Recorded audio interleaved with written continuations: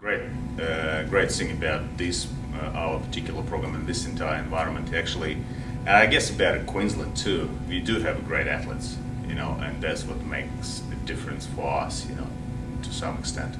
Well, it is a complex thing, but the first thing it's always definitely athletes. That's the first thing. The second thing probably goes into the pile is our support staff, so that collaboration in between, so some good or crazy or different ideas, I had or we had, we combined, put it together and, put it towards, there's a challenge for our athletes and, they embrace it and they've done it well. Moving forward, going into the London campaign, last year was very demanding for the 9 girls who have been involved in the program. And these 9 girls been pretty much on the road more than 240 days in the last year they've been traveling. It's only international, plus domestic stuff. So they've been on the road literally the entire year. So it was very demanding, but I had a younger group, of the girls who in junior program, in the student games programs and things like that. So we decided for these girls not to waste the time.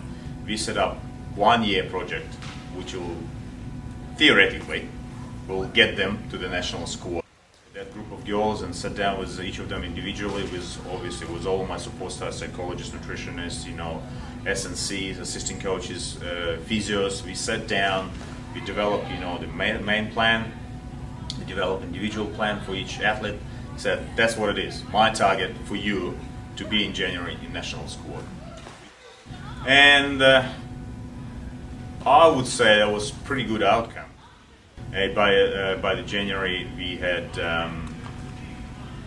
10 girls in the national squad, which was pretty good. We achieved what we wanted to achieve.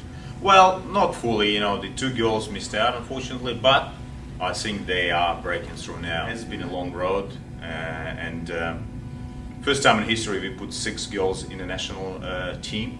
We had 9 girls in national squad, 6 girls in national team, end up once again as a bronze medalist of Olympic Games. I think that was pretty good run. Our support staff was fantastic on everything we started. Starting from assistant coaches and going to every person. And another thing is very important, actually, environment in here as a QAS.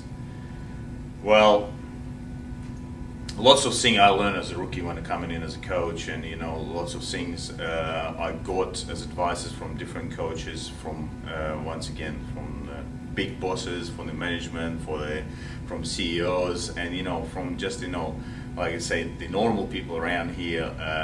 That was a great thing.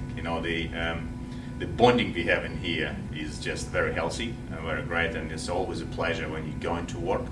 It's actually you're going somewhere looking forward to meet the people, to work with them and things like that. So I think that's, and once again, it's all reflected back to the athletes, and the athletes delivered the things what we put in place. But a good thing, we started in 2005 with setting up the culture. It took us a couple of years to set up that culture and set up that level of understanding, so we're all on the same page. Like I said, me coming back from different cultural environment, and like I said, I had to adjust. Girls had to adjust to my style and to my accent. And yeah, we kind of went into it, and like I said, I'm very pleased with every single of my athletes. Like I said, we had some athletes who went through from beginning to the end. We had some athletes who unfortunately fell off the wagon, but this is inevitable. Collateral damage happening and things like that. Some athletes wasn't up, for that, level, because as like everyone knows in this environment, it's a elite sport, and the only best will survive. But you have the level of satisfaction, in the past year, in the past quadrennium, actually in the last couple of years. But now, once again, this is the only beginning. We have entire 4 years, and we're just gonna, I guess, keep going.